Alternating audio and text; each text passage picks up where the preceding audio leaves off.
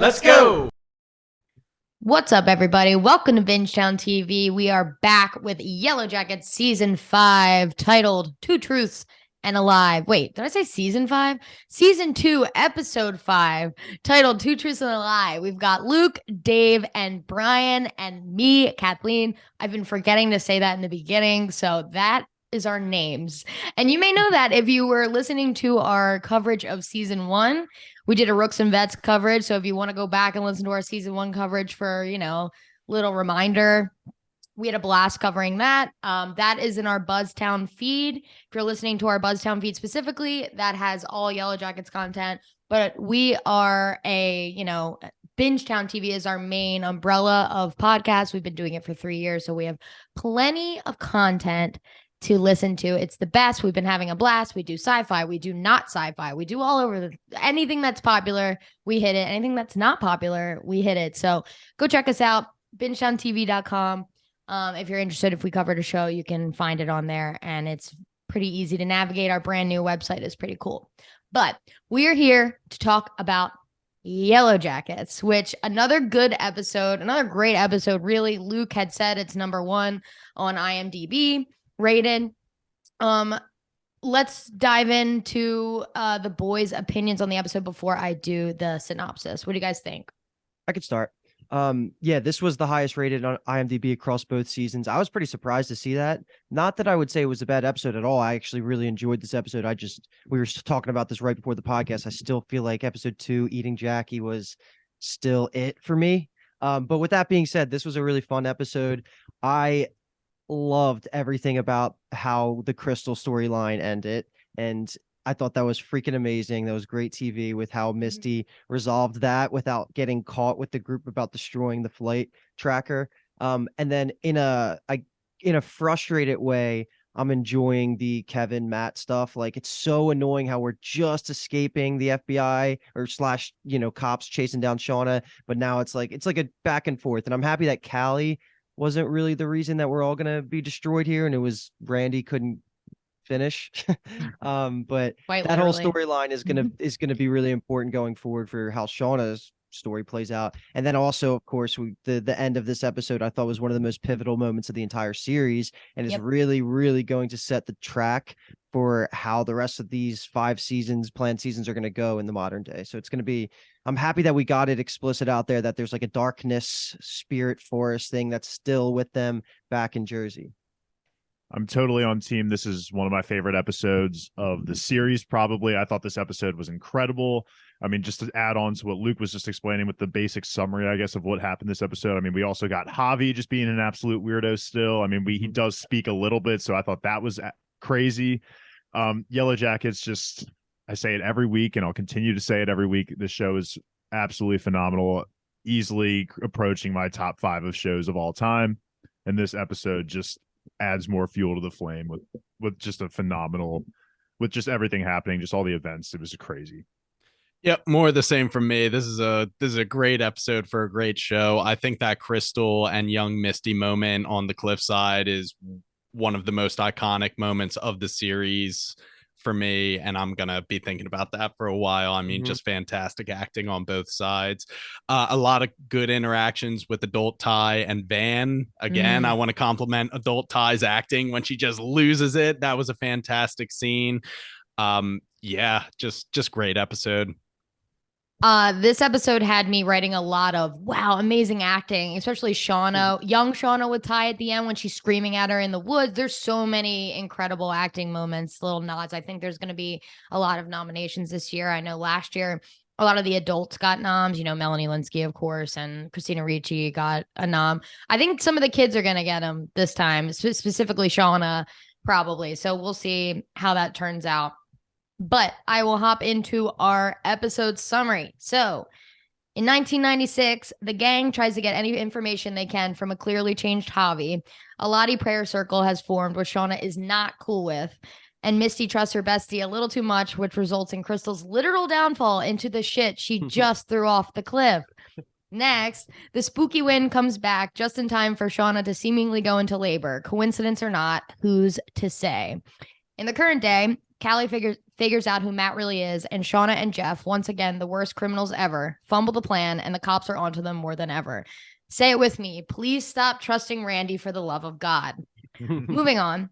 Good Ty and Bad Ty get a reunion with Van. Misty finally catches up with Nat at the Purple People camp, who unsurprisingly wants nothing to do with her. And finally, the best scene in the episode, in my opinion, same as Luke said, Nat confirms that whatever darkness was with them in 96 is still with them today, giving us the answer to what Travis wrote on the Post-it. Mm-hmm.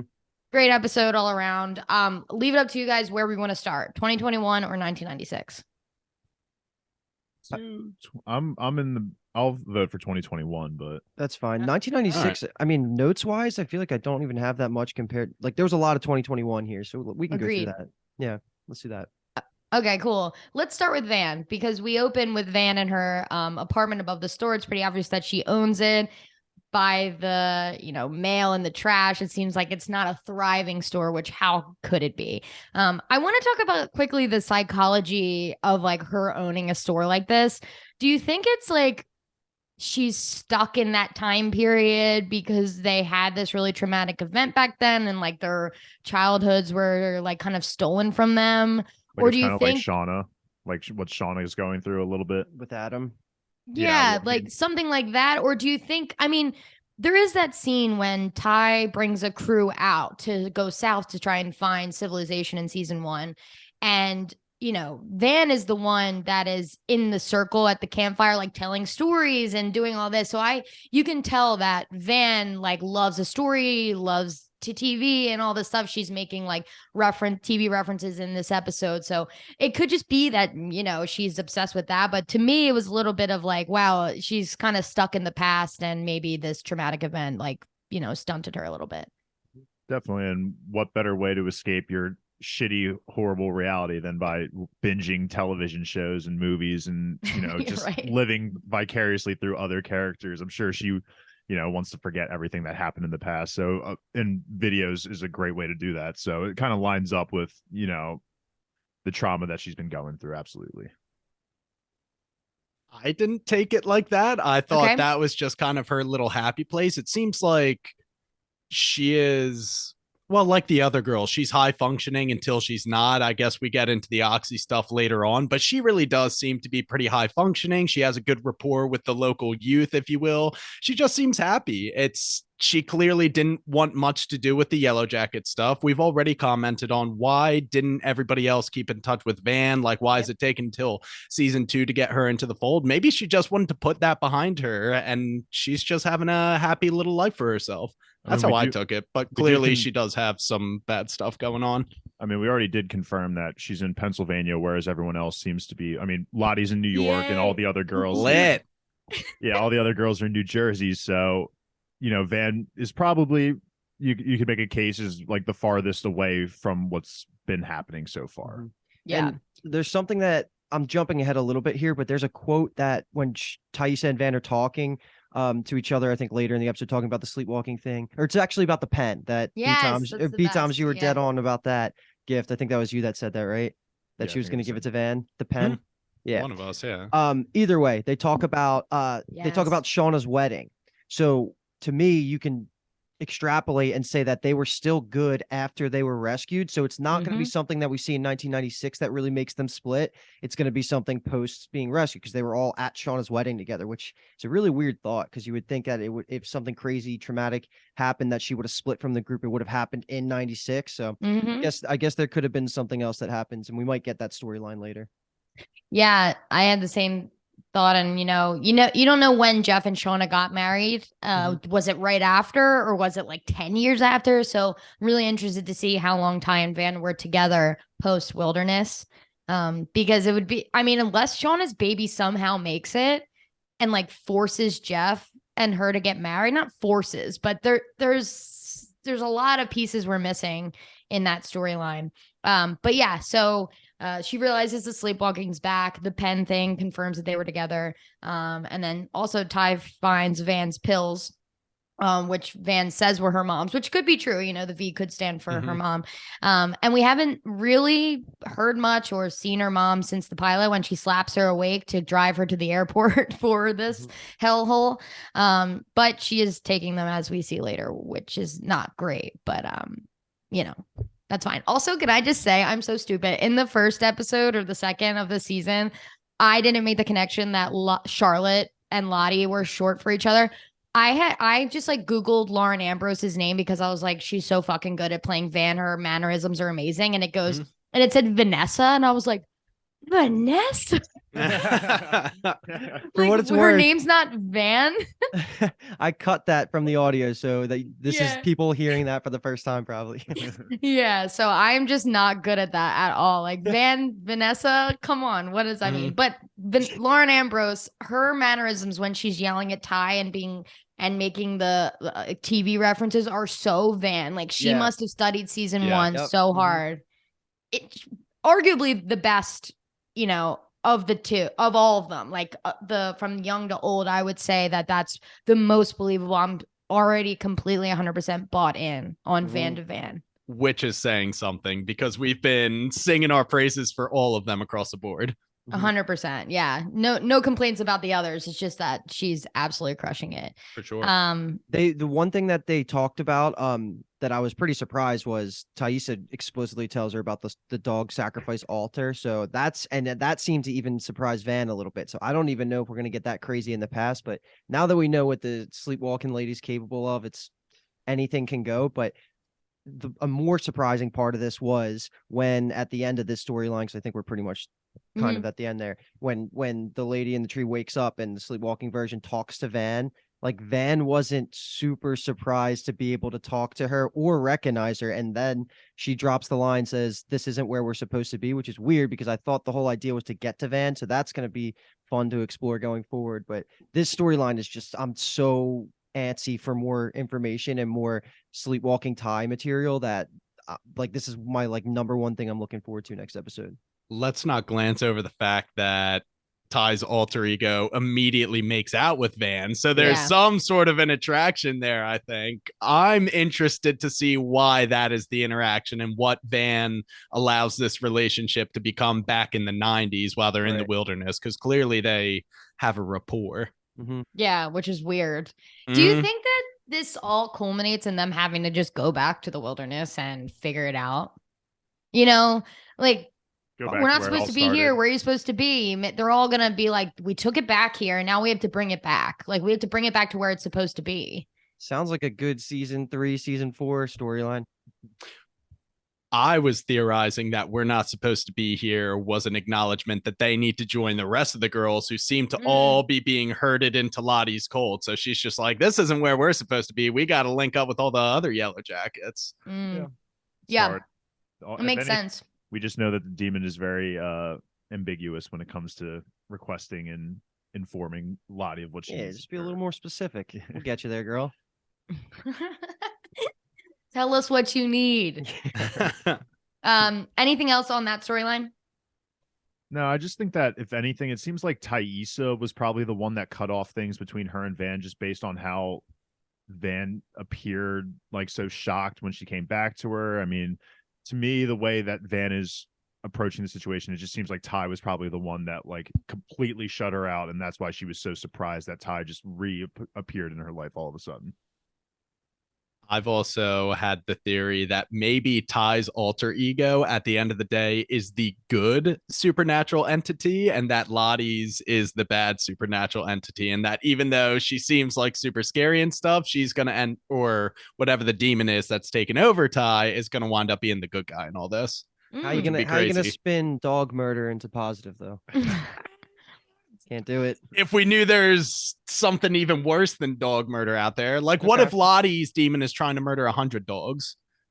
Kill one dog to save 100? Okay, you got me. Well, one dog and Steve just out there on his own. You know, where justice for Steve? Where is Steve? That's true. Where's my MVP from episode 32? I forgot Steve got an MVP nod. He brought the family together. True that. He did. All right. So let's move to Callie, Shauna, and Jeff. this was a good episode for Callie. I mean, what made Callie Stocks open up. that check? I don't know. Maybe she was just curious how much it was. Who's to say? Or maybe she was just getting suspicious because he wouldn't kiss her. But Callie's got some riz. Callie's got some game. She was like, all right. And she hustled the shit out of him. And she should have gotten that kiss, but I don't want him to kiss her because fuck him. But we want him to you kiss do. her. We want him to oh, kiss right. Of course The we do. second that she realized he was a cop, and he came back, she should have just pecked him. Boom, done. Yep, her. I agree with you. Yeah, that would have been some leverage. I feel like he's already in hot water for buying an underage girl drinks. Should be. Yeah, he should. Yeah. Yeah. There is so much in the storyline that I'm mad about. Like none of the cops are being bad. Even Kevin, they're being bad cops and they're being bad criminals. So everyone's being bad in this storyline. Be better, everybody. Yeah. I will say I do real. feel slightly bad for Callie because everyone she's been in touch with has just been a complete liar to her. So she's definitely going to be fucked up after all this, I'm sure. Well, dude, I'm not gonna lie. I thought it was the cutest thing in the world when she goes, "So I did fix it," and like she was like so happy with herself after. And we were cracking up too when she walks in initially and says, "Please don't be mad," and then instantly Shauna goes, "No." Jeff's like, "All right," like sure. Yeah. And then that whole kitchen scene was great. And then the reaction by the end of it was that Jeff was actually the one who was pissed off, and Shauna was like, kind of like, "All right, I appreciate you telling us the truth." Well, when Shauna says, and Shauna and Jeff at the same time, Shauna says, "A fucking cop," and Jeff goes, "How old is he?" Yeah. He's such a dad. Exactly though. He's good in the scene. We find out like pretty much everything they're doing, what's the term, is not admissible in court, right? Because they're all doing it without warrants and under, one of these cops is gonna die. And now I'm just hoping beyond hope that it's Matt and like Kevin gets away somehow. I really don't know how. Jay. Shauna's gonna kill Jay. Yeah, that would be great.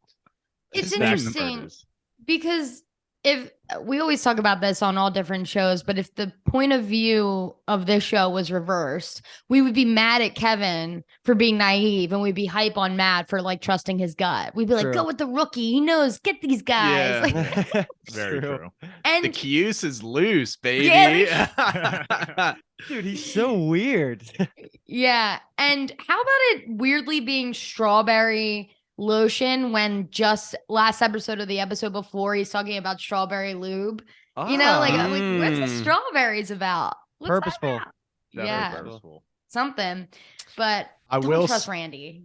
Never trust Randy. And I will say a little bit like daughter, like mother, how Callie's like getting off on the thrill of it all. Like Luke was saying, she just came in like, don't be mad, but I've been lying to and dating a cop. It's like she's just casually throwing out these lines where if my 17-year-old daughter was doing that, I'd be like, you're not allowed outside anymore. We gotta get your life under control. Yeah. A couple other things I want to point out just from the actual scheme they tried to pull with Randy. A couple of funny lines here, I would say.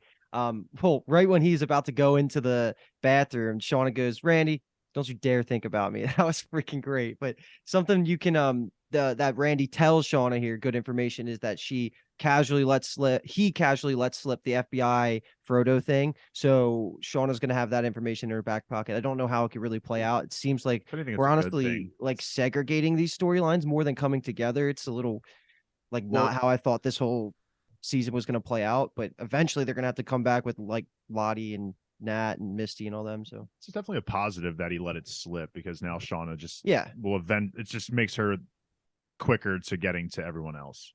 He said the line asking about Nat and some people in purple clothes, so I feel like that's just gonna lead her to the cold eventually. Yeah. Two things. One, Kevin is obviously like a senior detective where Matt is, they already called him a rookie. He's been on the job for a year, whatever it is. I don't understand why he's going along with all this. Like if I'm Kevin, I'm going, get the fuck out of here. You're messing with my job now. And two, Kevin makes the comment, this kid gave you bad info, you're made. Now I think this officially makes Callie an accomplice, because why would Callie have lied? I mean, it's all off book, right? So it may not stand up in a court of law, but as far as like Kevin and Matt at least knowing why is she making something up for her parents. Callie has to know something. So they could spin it. They could just say, my parents told me to, I don't know. And last episode we were saying Callie's fine. Callie's in the clear. Yeah, she's an accomplice technically, but they don't have any proof. This is kind of proof. No, you're right. You're definitely right. And 100%. I'm a little worried now because now I like Callie. I've had a reverse on her so badly. I hated her in the beginning of the season. Now I love her. And what's really troubling is like the look on Matt's face when he realizes that Callie's been duping him and he goes, well, I'm better. And now it's going to be like a reverse psychology thing going on here. So I'm a little worried that she's going to get absolutely just like thrown into the streets here. Like something bad's going to happen for her. Unless, they can stay one step ahead. But I think we're going to take the next step into like an actual investigation. And I think warrants are starting to come now. So like, we're going to go that way, but I don't know. It seems like they don't have enough evidence quite yet. Like, I definitely agree that Callie is now full on accomplice. Like, she is fucked if Shauna and Jeff get fucked. But the one thing I want to ask is, do we think Jay is actually starting to develop feelings for Callie, or do we think that he's just playing her the whole time? Because I mean, he does make that little comment to her that, like, I really like you, obviously, but like, I just wonder if he's now just like, I know we haven't seen total signs of him like actually falling for her, but I just think that it would make it easier on this plot line for our people, the Yellowjackets, if he did actually start to develop feelings for her. But nah. I'll give you the same answer you and I gave these two about Coach having the hots for Misty in season 1. Maybe. But actually not. No, yeah, no way. Yeah, but actually not. I think the biggest flaw in this plan by Shauna, first of all, I was like, there just doesn't need to be a condom at all. Just pretend you raw dog. What's the point? Yeah. Why does there have to be a condom at all? And Randy putting the lotion in is just so stupid. Like, there's obviously a reason you need the condom. I mean, but good for Matt for literally lifting that thing up and sniffing it, because he's an A+ detective. He's getting in there. He's putting his nose where it doesn't belong, and that's exactly what a good detective does. Yeah. So, anyway, any last thoughts? I have on one that question here. And maybe it's something I'm missing, but why are the texts not enough that the cops have between Adam and Shauna? Like, that, how is that not enough in proof that they were banging and that she probably killed him? Depends on what the text said, I guess. Yeah, they only say we have hundreds of texts. I don't know if they could see the content of the texts, because I feel like, I agree, the content would be incriminating, but if they just have like 100 texts back and forth, she could be like, oh yeah, we were dealing with insurance and shit. Okay, so you think there's a chance they can't actually see it? Because there's that one episode where he's like, doesn't he like, you see the text messages, like he's like dropping his clothes on the ground or something like that. Like, that's enough. So I guess maybe that's it. They should have just been a little bit more clear on that, because I felt like when we got that information in episode 1 or 2 of this season, I was like, how do you get around this if they can see what you were saying back and forth? But that could be the case. I can buy that. It's just the log, not the content. It's just like a call log. You'll see 50 missed calls, but you can't see what they actually said. They would need either of their phones in order to get the text, I think. Okay. Or else everyone would just be reading everyone's text all the time. Yeah, no, I think that's right. But I agree, Luke, they should have been a little more clear on that. Okay, cool. So the Misty and the Nat and Lottie storyline intertwine. We can go through a little bit of Misty. It'll go into Lottie and Nat, and then they'll combine at the end. But anyone catch Misty and Walter, what song was on the radio in the very beginning when we see them? And Misty turns it off. She's like, Staying Alive. Yeah. Same song she uses to do the chest compressions on Crystal during the 1996. Yeah, it was good. I didn't catch it until the rewatch, which was nice. I was like, she like hurries up and turns it off because obviously it's triggering her. Well, did you catch the song in the beginning of Van's storyline? Yes. Wait. My hint is Sense8 has a monopoly on this song. Yeah, what's up, 4 Non-Blondes? Yep. Yeah. I think of Sense8 every time I hear it. But anyway, that was sidetracking. We do not cover that, but good show. Maybe one day. Maybe one day. Anyway, they played Two Truths and a Lie, title of ep. Anything you guys wanted to talk about in this scene? Is there anything maybe we're missing? I mean, they're funny, but is there anything that could lead into a deeper conversation, or do you think this was just funny? I don't know. For me, I mean, for I already forget Elijah Wood's character's name. Walter. Walter. I just feel like for him that whole scene kind of painted him a little bit sketchy in my mind. It wasn't any more so innocent. I feel like now we got a layer to him that, he was kind of a liar. I mean, he just straight up was like, oh, 2 truths and a lie. And like he gave his 3 truths, which was not the rules of the game. And, he's willing to bend the rules so that he can make it the most interesting. So I just feel like that was a little sketchy for him. He's definitely a little bit on my radar now after that, but I don't think it was anything that like sent him over, like absolutely keep your eye out on Walter. But it was a little weird that game interaction, I feel like. My only thing is when he was like, there's only one rule, win. Yep. And now you know a little bit more about me. That just leads me to believe this isn't the last we've seen of Walter, because he's not the type that would just stop pursuing Misty after this slight adversity.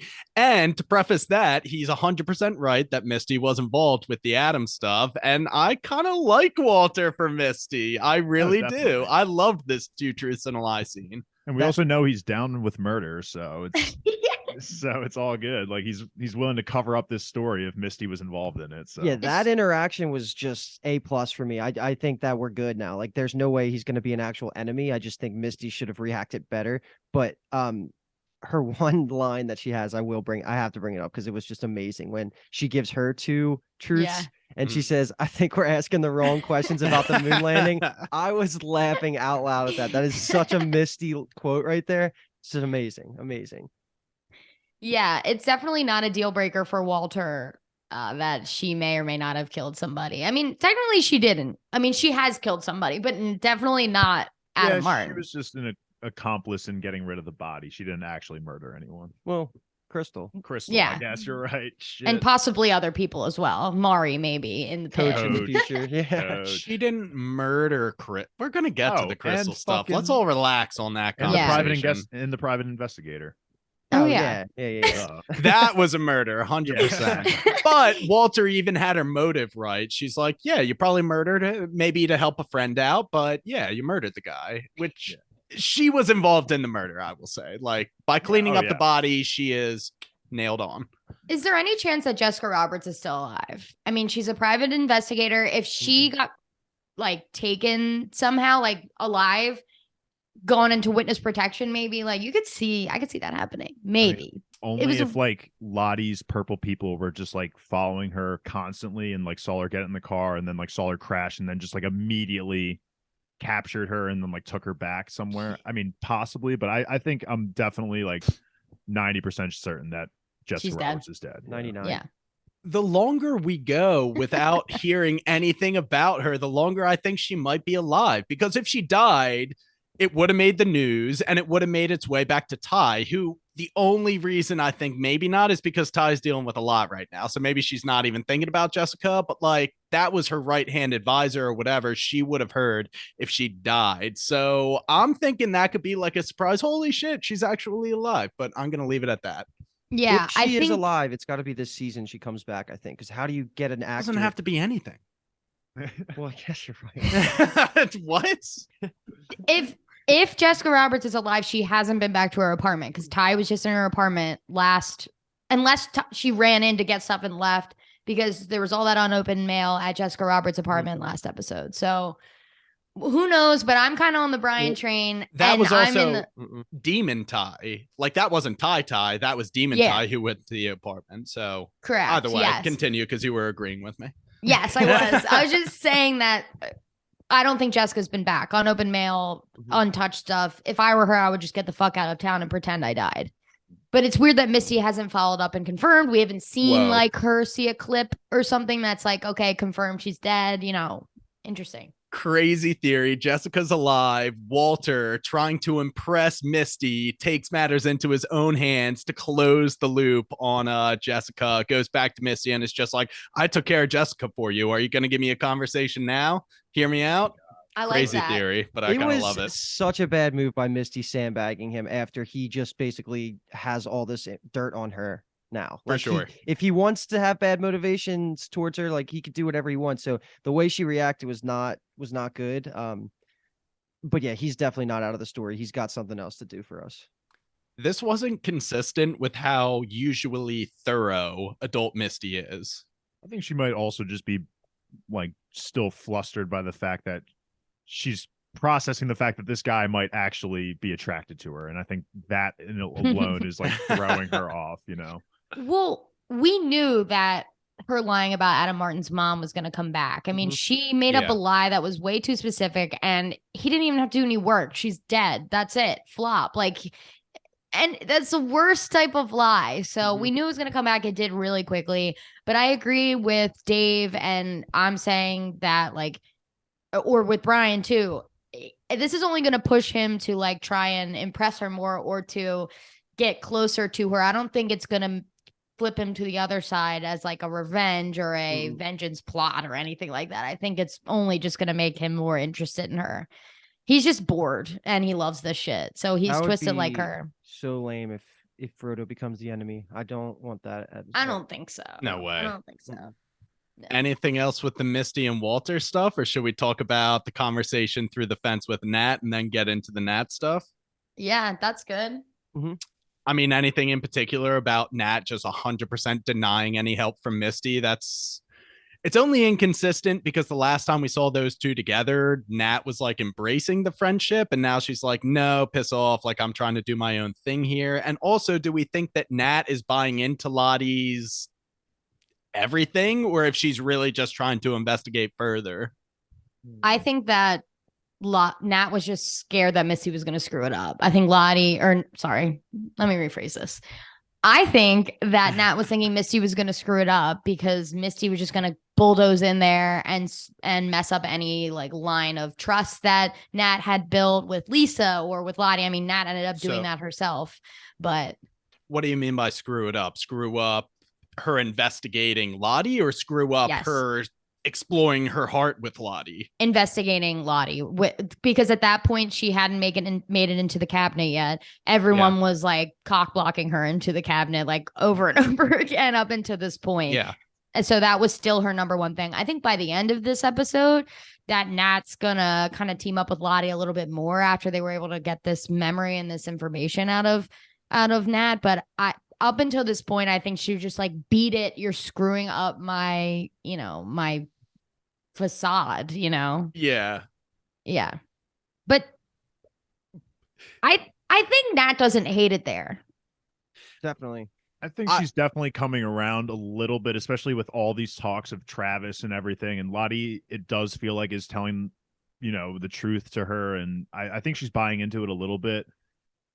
I just think that she, just doesn't want Misty just poking around. Like, Misty is a loudmouth, if she's trying to do some snooping and Misty's just like asking questions, it's like, we're setting back a little bit here. So overall, though, I will say, I think Nat is kind of buying into it, especially now with the reveal of the note and everything else. Yeah, I think Lottie is now no longer an option as being like evil to me. Like, even though it was kind of going that way, and we were, even with like seeing the Travis flashback, you could tell like she isn't like the source of all this evil, regardless of how she wants to deal with the darkness might be different than all of the rational people like Nat and like Taissa and stuff. Like, their method of dealing with the darkness, it might be different, but I think it's still Team Yellowjackets versus everybody. And I would much prefer that because I love Lottie, so I want her to be on our side. I just want to highlight how you said the rational people like Nat and Taissa, who are currently both going through respective breakdowns. Yeah. You know what I fucking meant. Oh, I do. Go ahead. Quickly, Brian, this is for you. So I know you don't watch trailers, and in the season trailer for the season, you see a clip of Misty saying, Lottie was in the mental institution in Switzerland, Lottie. And then Nat's just like, yeah. And like says it with like you really think by watching the trailer before seeing anything in the season that Nat has fully bought into Lottie's hoopla, right. And which is interesting because, they misdirected us. Obviously, that's just not what's going down. But I always knew since episode 1 that Nat was going to be with Lottie and Misty was going to meet up with them. And that's just something that's like, I guess I didn't need to know that as I was going through the season. So I agree, but I will never not watch the trailer because I just love it. But it's just something that I would pat you on the back for because it's just not something I needed to know. It is a bit of a spoiler. And, I would have liked to not know that. But that's okay because it was completely different than when they made it out to be. Mm-hmm. I feel like Lottie just needs to kind of just open up a little bit more to Nat and be like, yo, when Travis killed himself, I saw Laura Lee. The other day, I was hallucinating bees, all of our bees dead. Like, I want her to be more vocal than that she is also a victim and not, because I feel like Nat sees it as like, this is all her fault because you've always been the mystical one. Like, this is all got to be coming from you. So you're the blame here. But I feel like, Lottie's just got to tell her straight up, hey, I'm seeing shit. I'm being harassed as well. Like, I don't want this anymore either. So. And she did the ritual with the blood last episode that she didn't tell her about too. Yeah, true. Which we still haven't seen anything come from that, right? I think Nat saw right through her because she did say, oh, what happened there to her hand? And Lottie was like, just an accident. Don't worry about that. And Nat kind of had a smirk on her face like, okay. So I'm sure Nat had been exposed to at least 1996 Lottie probably cutting herself like that and doing something along those lines. So she probably was familiar with it. We already know that blood rituals is what makes the fucking supernatural stuff in the 90s tick. So I think we're going to get a lot more of it over the next 12 months there too. So a couple episodes ago, Nat has a flash of seeing paramedics, and we had to. It was the episode you weren't on, Brian, because I remember Kyle being like, "I looked at the curtains, and that was not the cabin curtains or whatever." Yeah. This scene, right? This scene of her ODing and the paramedics coming. This was an awesome fucking scene. So Nat was obviously already trying to, like, her brain was trying to get her to access this memory anyway without Lottie. And what did you guys think of, the plane? You see the plane crash and they were all burnt alive, and then the antler person coming in. Like, what was your take on that? Because it was awesome. The only thing I want to say really quickly is I'm glad that this is the OA squad because it does seem like NDEs are like a big part of what's happening. Like the only way to talk to this thing is NDEs. So I'm just glad that we're all able to, we can make these OA references. I feel like we're going to have a lot of them in the future. Yeah. And so that we can all be on the same page and make those references. But in terms of like the actual vision she saw with the plane crashing and like the bodies burning, like maybe it's the demon telling her, like foreshadowing, like they're all going to die. But because they obviously live, like, I don't know who in those seats of the plane crash, like if they were representations of maybe Laura Lee and Crystal or something, but because we only saw like 3 skeletons, I feel like it wasn't like a plane full of skeletons, so I really have no thoughts on that really. So maybe I'm just kind of freeballing this right now, thinking about it more, is like, because also on the plane you see the antler queen walk onto it for a second, right? So like maybe there's a chance that the antler queen isn't one of our people and is like the actual physical embodiment of the darkness, and what the vision could have been saying is like the darkness is what caused them to all live through the plane crash. Like it kind of manipulated things to get them to this point.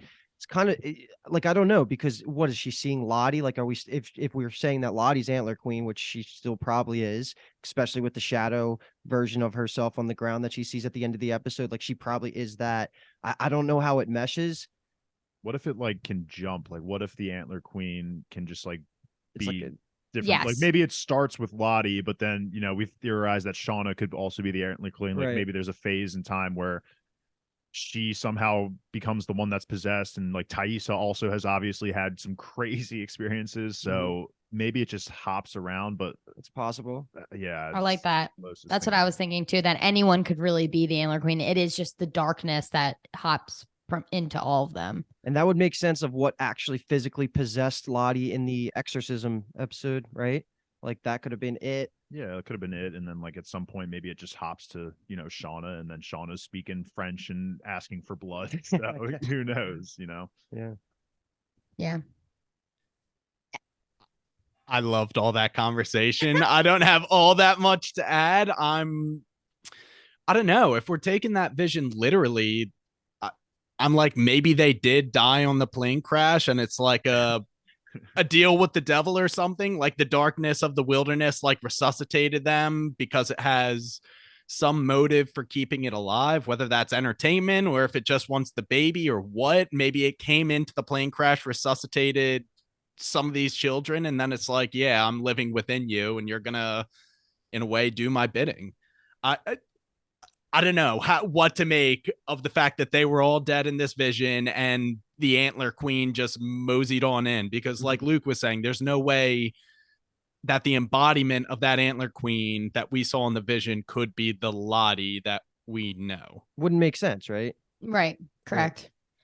But so I said this off the top of the episode, like this is arguably one of the most pivotal episodes of the series, and I think like even now we don't, this is so much information and so much good detailed information about like what we're going to have, what the path forward is going to look like. But I think when we look back on this episode after like 2 more seasons down the road, a lot of it is going to make a lot of sense. It's just really tough to just kind of guess because this is a lot being thrown at us. Like we knew the darkness could be a thing, and it totally is. And is it more than one person? Is it jumping? There's the spiritual plane aspect to all of this. Like there's so much that season 2 has thrown at us that I can't believe we're here and this is episode 5, right? We're halfway through the season because there's going to be 9, I think, in season 2. Oh, really? I thought there was 10, but I could be wrong, but I feel like I looked that up and I think there's going to be 9, but this is just a crazy mid-season sort of twist that I'm super happy we got, because this is what's going to spawn the most fun theories and like what makes the Yellowjackets community like really fun. The one thing I just want to mention really quick is in our season 1 coverage, I forget which episode it was specifically, but I had like kind of thrown out a theory that, you know, I feel like we're going to get more events about what happened of the like during the actual plane crash, because the only thing we've ever seen really, like when the plane crash happens, all we just get immediately thrown into is Shauna just dozily waking up from the Xanax or whatever it was that she took. And so I had theorized that maybe, you know, something had happened while Shauna was asleep that we didn't get to see as viewers on screen that triggered the plane to crash. And then if we're talking about how the Antler Queen, quote unquote, walked onto the plane in this vision, and, you know, then we're seeing the dead bodies of everything. Like I just wanted to kind of rekindle this theory that potentially maybe something that happened during the flight while Shauna was asleep happened that, you know, spiritually or visually would help us as the audience determine what's going on. Yeah, that's a good point. Dave, I think that's great, but I would also like to revive part of your theory where you said Misty was the one who did it. Yeah, Misty. It was all Misty. No, that theory is going strong still. No, but that's good. I think that Shauna being asleep, you know, that is a big missing chunk that we didn't get to see. But them being charred was a crazy sight and really was fun to see, because that could mean literally anything. Is Brian right? Did they die and were they revived, or was that just like, you know, I don't, or is it representation? That's what could have happened if the darkness didn't intervene.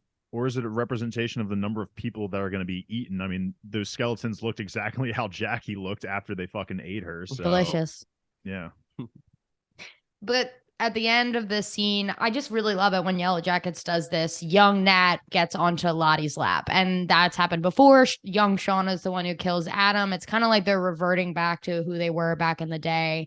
And there's like naive, childlike, whatever, but also like Shauna in her like most rabid state killing Adam. You know, I really like when they do that. If anything, I just love to think about that the cast finally get to intermingle with each other, and that makes me happy. But then, of course, we already said the shadow has the antlers, but I really don't think it's one person. I think it's like can be within any of them. I mean, if it has to be one person, then Lottie, but I do think, Dave, you're right. It could be anybody. Or and Brian, where the freak is Cabin Daddy? Like, when are we going to see that guy again? Because that was such a like highlight of season 1 for me, is like, what the fuck is happening? And there hasn't been even like any signs of him, because I would have thought like maybe even in the Travis killing himself scene, like that would have been a perfect opportunity to have him join the fray. I don't know like where that's going to go, but that could be the Antler Queen. I mean, I don't know. The only way we can access that side is if someone in the 90s has a near-death experience, it seems like. I thought we might mingle with those people because of the crystal stuff, but I don't think it was a near-death. That was just a death experience for Crystal / Kristen. They were like, we don't want Crystal. She's annoying. No, she could totally still be on that side of the plane next time with the PLANE. No, PLAIN. No, I think for sure that wow. I think for sure we will see Crystal again haunting Misty in some capacity, you know, for sure. But let's get into it. So 1996, Shauna is struggling with the pregnancy. She was preggers, man. I remember she Yeah. came on screen. I was like, damn, she is ready to pop. So was it a A time little bit of a skip? time jump. Okay, Yeah, okay, it was. has to Yeah, it be. was. She's 9 months pregnant. So I'm not even confident saying it's 1996 anymore. It's probably 1997, almost Yeah. like at Happy the end New of Year's. there's a scene. Yeah, happy fucking New Year. There's a scene where the icicle is dripping, meaning like spring is eventually coming, even though Yeah. this wind does like seem like a midwinter storm. That was But weird too. Yeah. yeah, but I mean that's just the spooky wind. That's just the wilderness. The spring is coming. So I think I'm confident to say we'll say 1997 from now on. Okay. Yeah. Okay. That's true. I feel like we should. I mean, we did the whole homecoming, which is we already had talked about is the fall and everything, and I'm sure Yeah. months have passed from then. So Mhm. yeah, I'm fine with going 1997. Yeah. What a miserable time it must be to be Shauna, like 9 months pregnant, just in the wilderness. This has got to be Yes. awful. And I guess the narrative of the whole episode is that like the tide is shifting, and even people like Ty are starting to get cozy with Lottie. This is totally off topic, but this is actually kind of cool now that I'm thinking about it because so I was born in March 1996, and apparently in that time there was like a huge snowstorm that happens. And so like when I was being born that whole period. And so I mean, if this is kind of like creeping into spring, we get the huge snowstorm, you know, Dave's about to be born, maybe. It would be I don't know. 97. It'd be too late. But I was just, it was kind of cool thinking about, it's March and they had this crazy big snowstorm. Dave is Shauna's son. Yeah. Dave is the Shit. darkness. Oh, I'm coming, baby. I'm coming in. They're about to eat you, Dave. I'm so sorry. I'm so sorry. Okay, so the prayer circle causes some drama. I'm not mad at Ty. If she's not sleepwalking and, happy wife, happy life, I'm not really mad at Ty until later when she's honestly feeling neglected, right?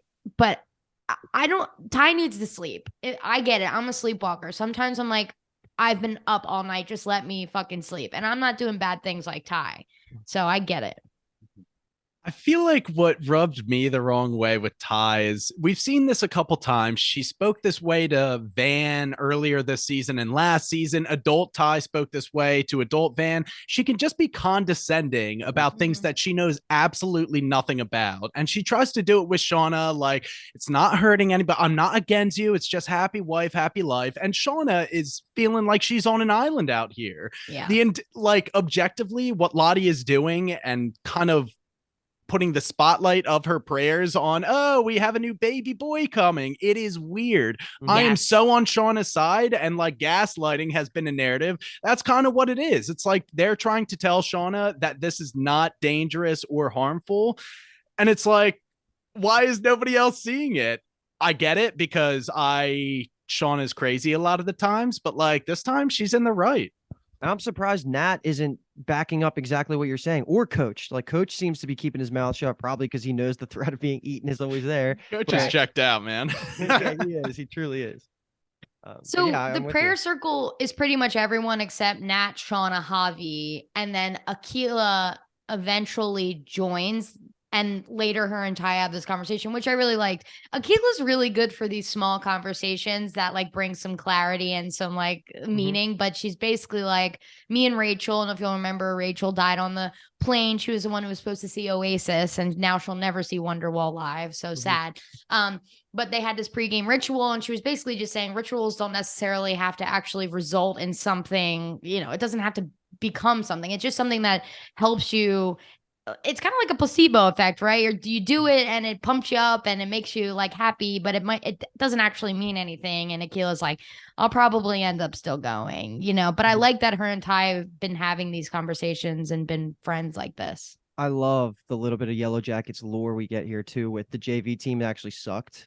Yeah. You guys did not win. I love that little piece of information we got, because obviously the varsity team is one of the best in the country.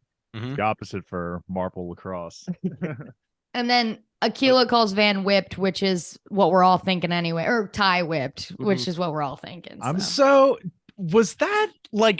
Was anybody else getting like flirty vibes when like you're whipped and then they start like splashing each other, or was that just completely harmless? Because in season 1, I remember when I was just like, Ty seems to have the hots for like Van and Aquila. I think I threw Aquila's name out because there was a scene like when she was looking at them in the lake where I thought Aquila was kind of catching a stray too of these Ty stuff.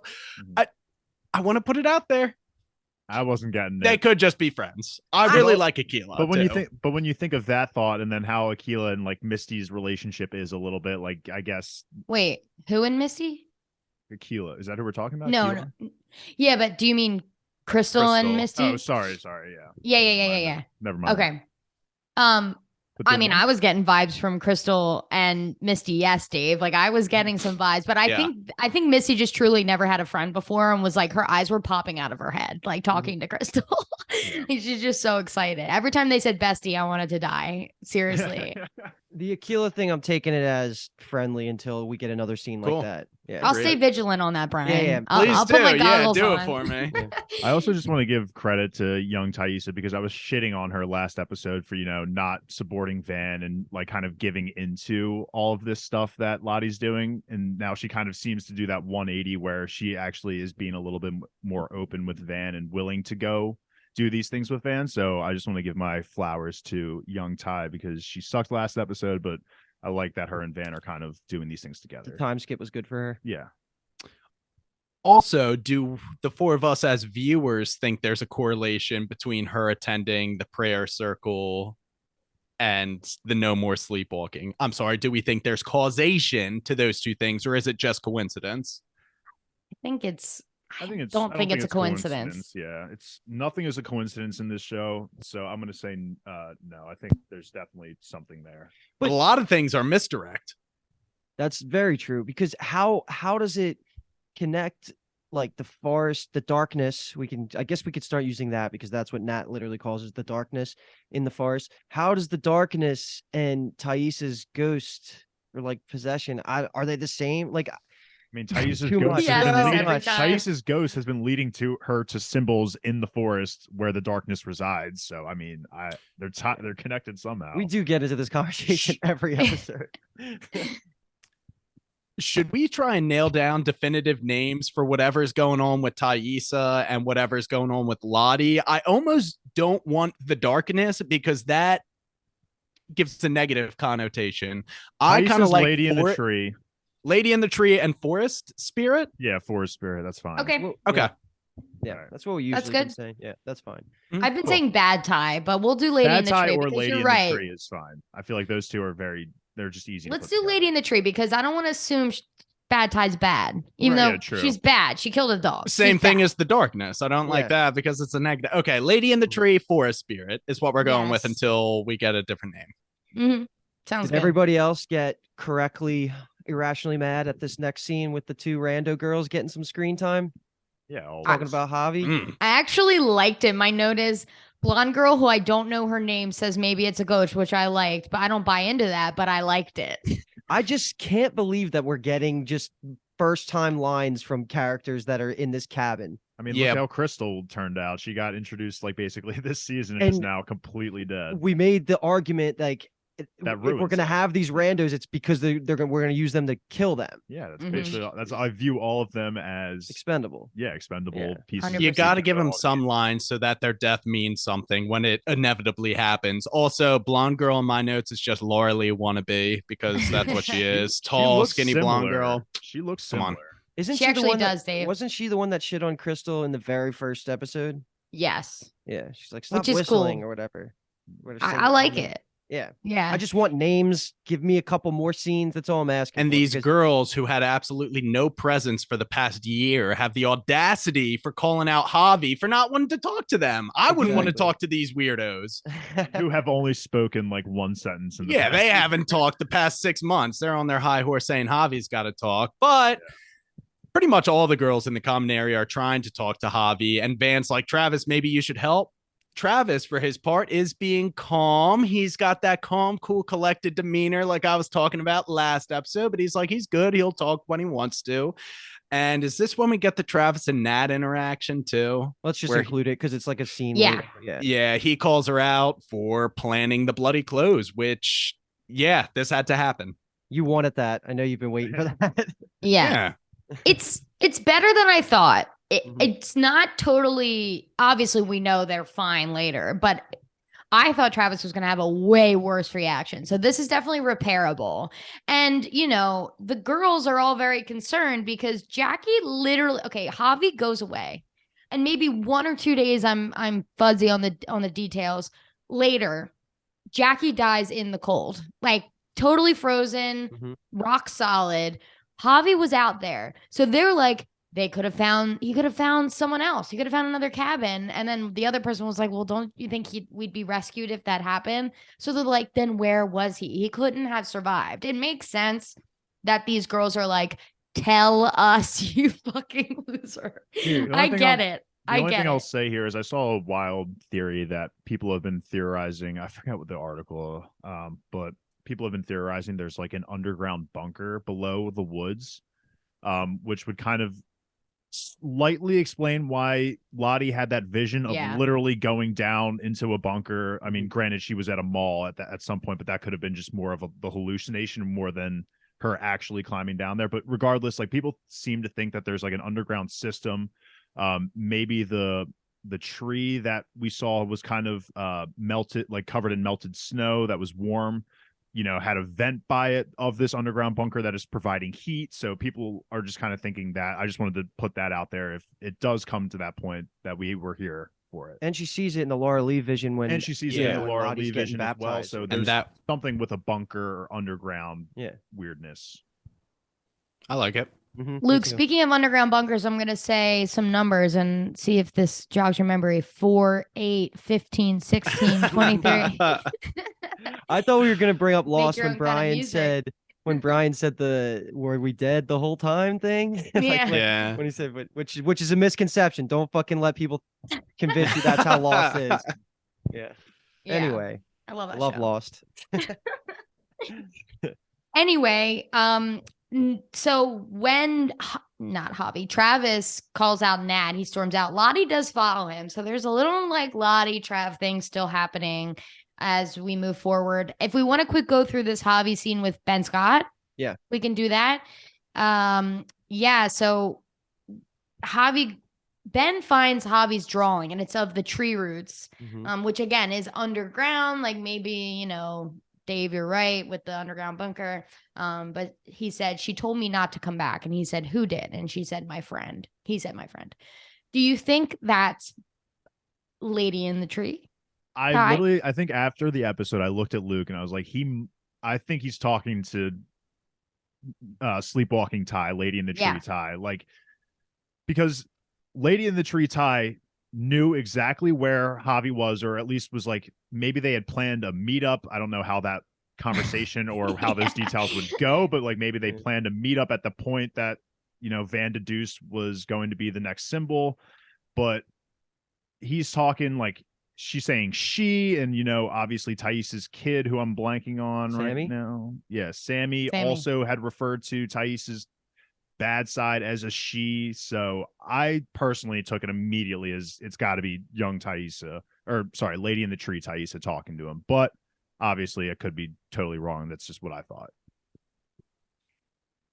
Dude, how is this going to be how it plays out? This would be the craziest turn. It has to do something with Thaisa and the symbols, and how like were all those places that the symbols were like, were those meetup spots for Lady in the Tree and Javi? Like, I don't know how to take it, to be honest. I also am putting on the board that I don't think Javi was the one stealing the bear meat, because they called him out in this episode saying, you owe us for stealing the bear meat. I don't think it was him. I'm just going to put that on the board. Still could be. He's the obvious answer, but I'm just going to put it on the board that I don't think it was him. I don't have an explanation for who it could be. It goes into what we were saying last episode with just like it does make sense that he would be the one stealing bear meat, but it also doesn't make sense that he would be so close to the cabin and not interact with anyone or get seen by anyone. So I'm with you. I don't think he was the one stealing bear meat. But and for what it's worth, I would be very pleasantly surprised if there is another human out there that Javi was interacting with. That would be awesome. I want it. I know. I want it too. I was calling it that there was other people out there. I want there to be other people out there. Not I know, saying I that's was- probable, but I want that. Well, that would go along with Nat's vision that there's a humanoid antler queen figure. So much I have no clue what's going on with Javi. Like none at all. I wasn't even thinking Thaisa when he was referring to like my friend told me not to come back. I thought that was full on forest spirit stuff, but who knows at this point? Javi's crazy. Also, why did he confide in Coach Scott and nobody else?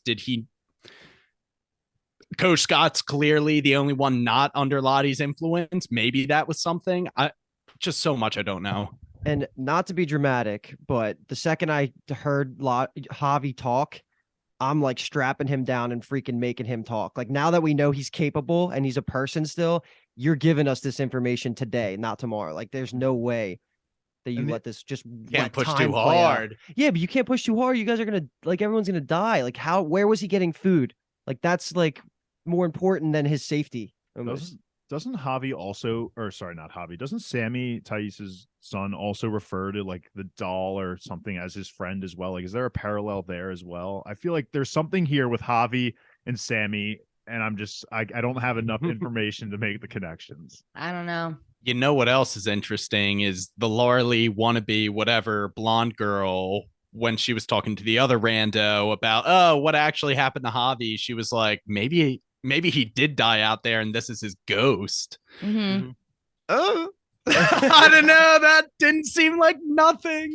I know. I love that actually. He gets split into two personalities: Javi that doesn't speak, and then Adam Martin. Yes, put it on the board. I think Javi told Ben Scott because Ben Scott couldn't chase after him. He just like dropped something and ran. I was like, yeah. See ya. Ben's Also- like, oh. Coach was looking at drawings of trees. Is that Yeah. Javi's doodles? Yeah. Yep. Yeah, I didn't. Okay. I didn't catch that either, B-Tums. I'm Cool. glad Kathleen made that clear that Javi drew those because I Yeah. had no I idea. think that's why Remember- he was in the room and he took him from him, right? He was stealing. Okay. Yes, he was stealing Shauna's notebook papers last season, if you recall, her journal papers. And Yes. Shauna yells at him at one point, but he's like, Oh I my just God. wanted to do an art project. It was really Mhm. sweet. Huh. Okay. That's got to be tied in here. Somehow. So let's get to Misty and Crystal / Kristen.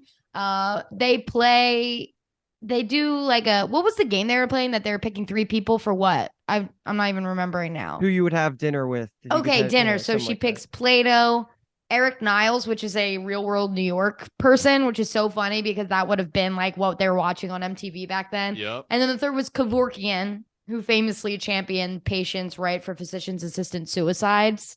And they're like, Ooh. and he was hot. And they're so weird. That's so bizarre. I didn't research any of the names, but that's fantastic context.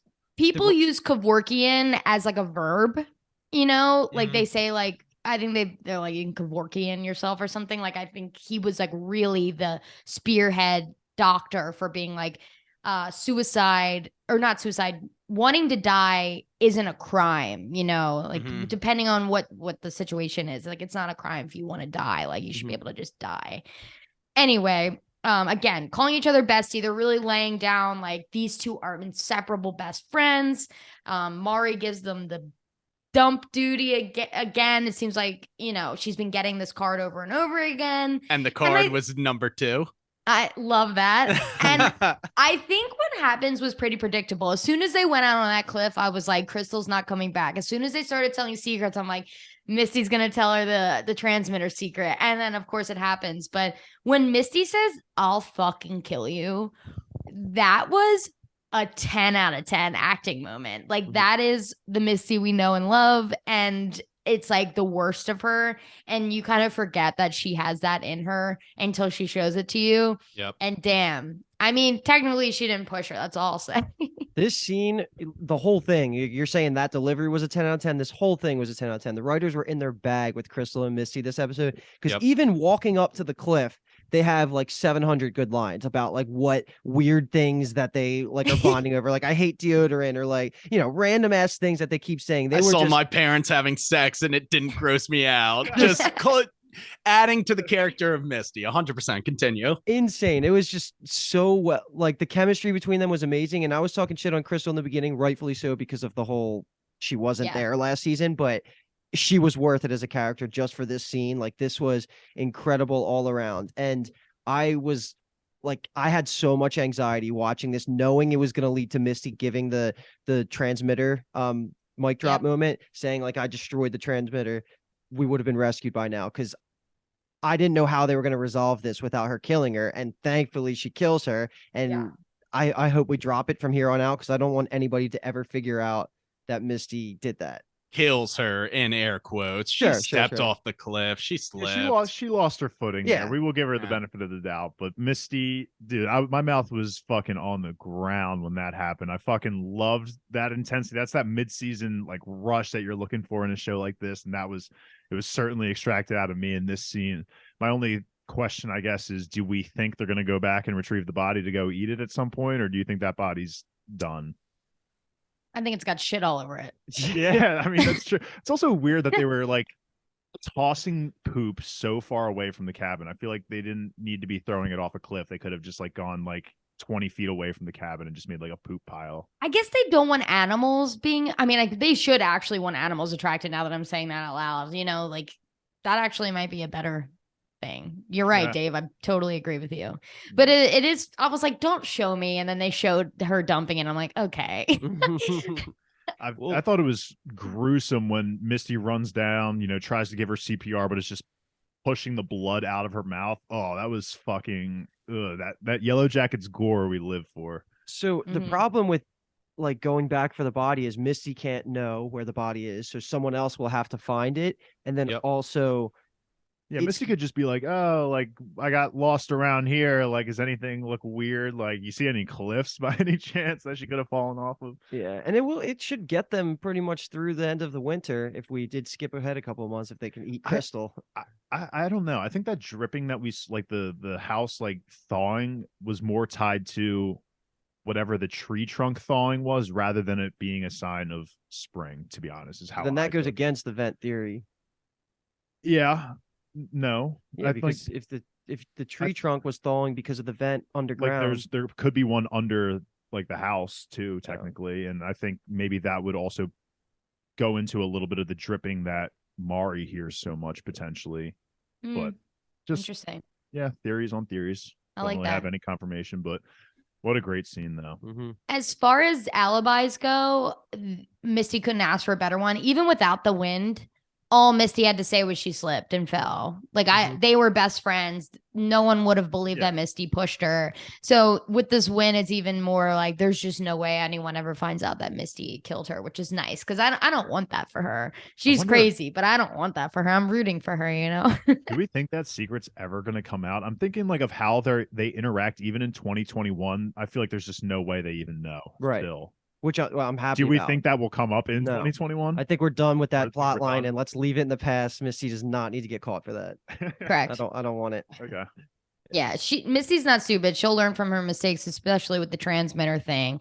And then now she knows like that's murder is something you don't tell anybody about. So, but I think this is gonna like it directly affects how closed off she is with Walter and anyone else, you know, and why she's a citizen detective and like all of these things. It's like Misty got close to someone and then she finally told her deepest, darkest secret. And then it didn't turn out the way she liked. So now she's super guarded and like such a fucking even more of a weirdo.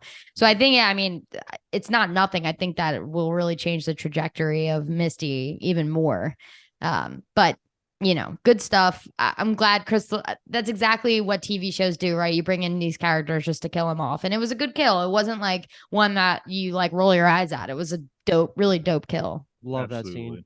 Yep. And now I guess we can talk a little bit about, it ties into the spiritual meetings that Lottie's been hosting, but you know, Misty's trying to find her way back to the camp as this huge snowstorm sets in. We also have at the same time, well, I guess we haven't even. We'll talk about that right now. The Shauna and Taisha thing, which leads up, it kind of coincides with that because Shauna's of everything. B-Tom's laid it out well earlier. Like she's just feels like she's on an island by herself. So she storms out. Taisha chases her.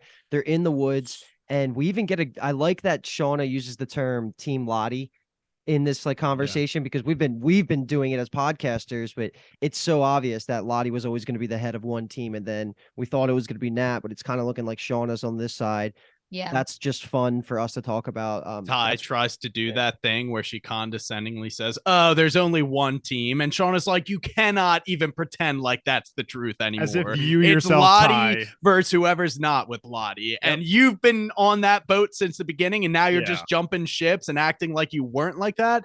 Yeah. Ty's kind of annoying sometimes. I'm just gonna say that. But let's not glance over the fact that Lottie was literally whispering to her belly, and Shauna's like, "Yeah, people do that so that it recognizes the mothers. voice of the Yeah. mother." Like, why is nobody agreeing with me here? And this is the one point where I'm like, Shauna, you're right. Absolutely. I'm not sure why people aren't rallying behind you. Yep. Yeah, if I woke up to someone whispering to my belly, like I would be just completely weirded out, and I would be shocked if other people weren't also weirded out. So totally get where Shauna's coming from in this moment where she's just completely, she is just losing it, seeing all these people just also lose it, going crazy for Lottie's, spiritual stuff. And I get where she's coming from completely. Did anyone write down what she said? You're Lottie? going to change everything. Okay, that's what I thought. That's crazy. Yeah. So in an earlier scene, the first scene of the prayer circle, Shauna's listening in and Lottie says something like, "We can't wait to meet him." So confident that it's a boy. And Shauna's like, Jesus fucking Christ. Like, these people, they think they're helping. They think that doing the prayer circle, and Shauna is like, the tree cult fucking praying for me is not what I need right now. Like, and this is the most sane Shauna's ever been, especially compared to all these people just being like, listen to me when I tell you what I need. I'm the pregnant one. This is my baby. Like, stop just going with whatever Lottie is saying. Like, this is not helping me for a second. And she's 100% correct. I feel so bad for her. Brian already said it, but being 9 months pregnant in this situation, starving to death, everyone's being fucking weird. You're freezing cold. You have no doctors. You have no nothing. It's just, it's devastating. It's devastating. Yep. Nothing to add there. I mean, mic drop. I think. Yep. We back? No. We back. We back. Yeah. All right. So this leads directly into the storm, kind of induces Shauna's labor. But when the storm hits, Ty's like, oh shit, we got to get back to the cabin. And then there's this weird, all the girls are outside the cabin. Lottie's like, quiet down, Van. What do you hear? I mean, this is something, right? Like, they're kind of connected through the forest. Now that Ty's buying into it, it's actually working for her. And she's like, I feel my friends trying to get us back safely or trying to find us. And she's able to find her way back to the cabin. Like, yeah, we can't deny that Lottie's got some sort of power, and there's some weight to this prayer circle stuff. That's Agreed. really all there is. I mean, the prayer circle helped them locate these people in the storm, and then obviously has been helping Thaisa not sleepwalk. So those two connections make me believe that these circles are powerful in some way. Do we know what that power is? No, but they do something for them. It's appeasing the wait, what are we calling it? Not the darkness, the forest spirit. Yeah, because it's literally even like it's manifesting as wind in this scene again, which is not the first time we've seen this. And I really like the direction, like when they shoot those kind of scenes, because you can just tell that the wind has like a purpose when it's doing that. It's picking up and stuff, right? And it all timed with Shauna going into labor. Like, this whole thing is just it just worked out really well, and it just set up next episode so beautifully. She has to have the kid next episode, right? Yeah, 100%. Yeah. I'm so excited to see what comes out. Oh, something fucking, it's gonna be a fucking chicken, baby. Chicken wing. They'd be hype. Yeah. They'd be like, well, I legitimately, not a total loss. This is gonna be huge. This birth has been hyped up for like pretty much a full season now at this point, with midway through last season up until now this point. So this episode has got to, the expectations are high, and I'm a little worried because we've already had our high point with this being the mid-season. I really hope they come through and kick ass next episode. It has to, if it's going to be the birth of Shauna's kid. Let's take a guess here, I guess. Do we want to just predict if it's going to live? Like, is that something that's fun or no? Like, I think that's fun. Okay, yeah, let's do that. That is so fun. Let's talk. And then if we say no, do we also want to go a step further and maybe think like provide on how we think it's going to die. Yeah, like live initially, dies initially. Yeah, like, is it going to be a miscarriage, or do you think they're all right? Let's do it. So I'll start. I'm going to say no. The child is not going to live, and I think they're going to fucking eat it. That's how it's going out. I think they're going to eat it. I don't know how that would work because there's not much. I'm sure that wouldn't be enough sustenance, but I don't know. Yeah, I draw the line at baby cannibalism. They're not eating whatever comes out of Shauna, I'll tell you that much. And I'm going to put my money on the child will live through childbirth. What happens past next episode, who knows, but it will survive childbirth. Okay. That's what I was going to say as well. I think that this baby's going to die. You know what? No, I vote it lives. And it's someone that we know currently, and it's Lisa. I think that there's like the baby, what's it called? Stillborn? Like a miscarriage? Like, stillborn, no, yeah. not a miscarriage, different, right? Yeah, it's a stillborn. Stillborn like is House of the Dragon. born, Yes. not yes, breathing. yes. I think that's what it's gonna happen. And the reason I'm trying to make that reconcile with Lottie saying that the baby's going to change everything. And I think the way that they could play it is that if it is stillborn and it's like bloody, like they use the blood of the baby for like a ritual kind of thing, like somehow Lottie uses it to channel something in the forest, because Lottie's law, right? Like whatever, the baby has to change everything, like quote unquote, in some way. And I just don't see it living though. That's where I'm at. Okay. Either way, we're having a fucking baby. Hell yeah. Woo! It cannot be more gruesome than the House of the Dragon birth scenes. There's just all of them, all of the birth scenes. We've had so many in House of the Dragon. We know Yellowjackets does it real with the gore, well, so I think House we're going to see. Yeah. Okay. Well, it's hard to be any worse than House of the Dragon. So yeah, that was pretty difficult. I agree. Yeah. MVP buzzkill. MVP buzzkill. We're gonna start with Dave. Yes. Easy ones. All right, we got the biggest buzzkill. Randy will knock that one out of the ballpark. Wow. Very Randog. Yeah, Randog. And then we'll give the MVP. I had a couple here. We'll take the loaf bearing fruit here. We'll take Callie. Just everything, her admitting to everything, the relationship she's developing with her parents, even though she's now even more an accomplice than ever. I think she's had some wonderful character growth this episode. And she's for our team. So wait, okay. So Randy was your buzzkill, and then Callie was your MVP. Callie, okay. Me second. Yes. Cool.